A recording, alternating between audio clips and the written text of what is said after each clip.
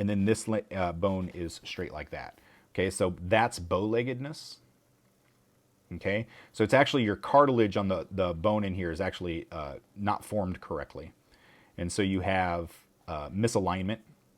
And so you're, instead of the bones being straight on, they sit like that. So it's actually the bone structure that's doing it. So you have this muscle in here, which is the groin that you pull all the time. It hurts like a mofo. So the bone itself is not what's causing it, it's the joint. Correct. Yep. Now you can have bowed tibia, or is it fibia? Can I remember the name of it? But you can have a slightly bowed one of these, but that typically happens from malnutrition, or that's typically caused by polio. All right, so if this does bow out, and you'll see that, and if it does actually bow, it causes severe walking issues. That's why we tried to force everybody to get a polio vaccine, because you don't want that to happen. All right, so it's actually, yeah, they are still straight bones. All right, now this is the groin muscle that you pull often if you overstretch. Okay, then we have our two muscles on the front of the leg. There's more muscles than the two, but that's typically how they're drawn. Now we have the exact same thing on a plus-sized person. That's going to come down in here, but then we've got an extra layer of fat that is over those. Okay, it's tibia. Thank you. So what happens is we have a fat group that comes a fat layer that's over the leg here. Now on the inside, it will grow slower than the outside. Okay, the outside of the leg is actually going to have more fat on it. It's going to wear the fat more than the inside of your leg will. So is the whole short torso, long torso thing real? Yes. I feel most people I know aren't typical. Either they have long legs or short legs. Yes, this is a typical versus atypical. Yes. I know a woman who has, like, you see her sitting down, you're like, you're going to stand up and be 6 foot tall. And she's like 5'3". She has the shortest legs that I've seen. Every person's going to be different. It's the genetic diversity that you have in there. The problem is if you sculpted that genetic diversity, people would say that you don't know how to sculpt. Chris will tell you this if he's floating around in the background there. And I think he was just talking about this the other day with trees, about making realistic trees versus fake trees. If you see a cool thing out there that's a little bit different and you try to sculpt that, people are going to say, you don't know what you're doing. My wife says the same thing about costume designs. We see people dressing like really, really crazy. And you're like, man, that would look great on stage. But then people will be like, nobody would believe that somebody would dress like that, even though you see that person in real life. It's the same thing with body shapes. There's going to be people who have really tall, stretched torsos. There's going to be people who have really long legs and short torsos.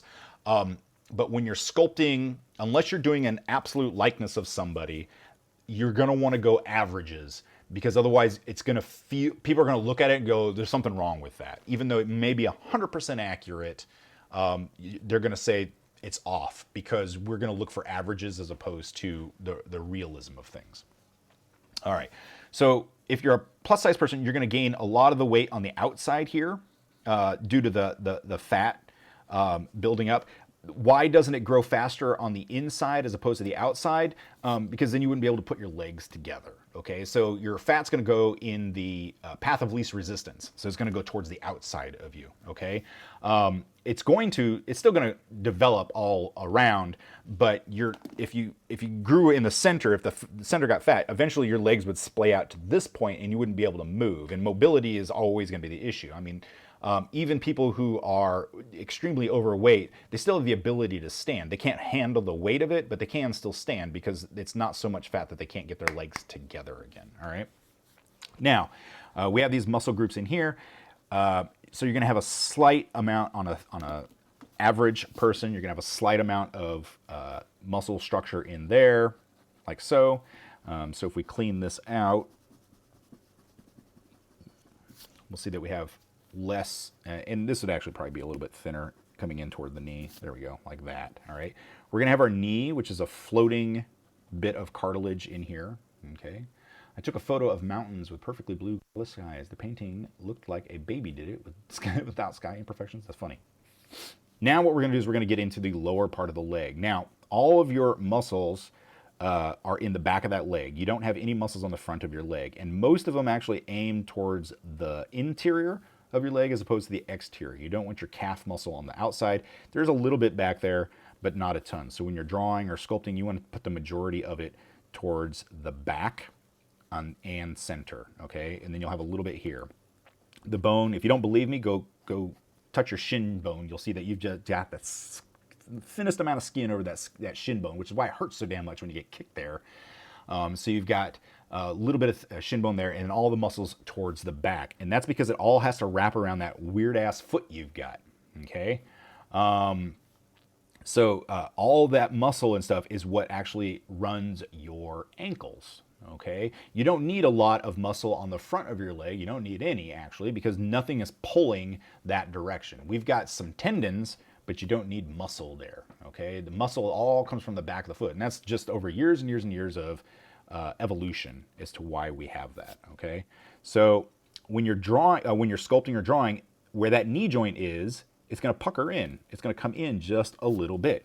On a larger person, we have the exact same thing. The knee shape doesn't change. It's just the amount of material around the knee that is going to change. So we have a thinner on the outside, thicker on the inside, but then we have that layer of fat that's going to go in there. So we're going to add a little bit more on the outside, and then we'll have a little bit more on the inside. And then if you want to really kind of emphasize the weight gain, we can, cankles is a word for it. The weight will settle down. And this isn't actually any kind of muscle structure down here where the cankles would be. What that is that's water weight gain, okay?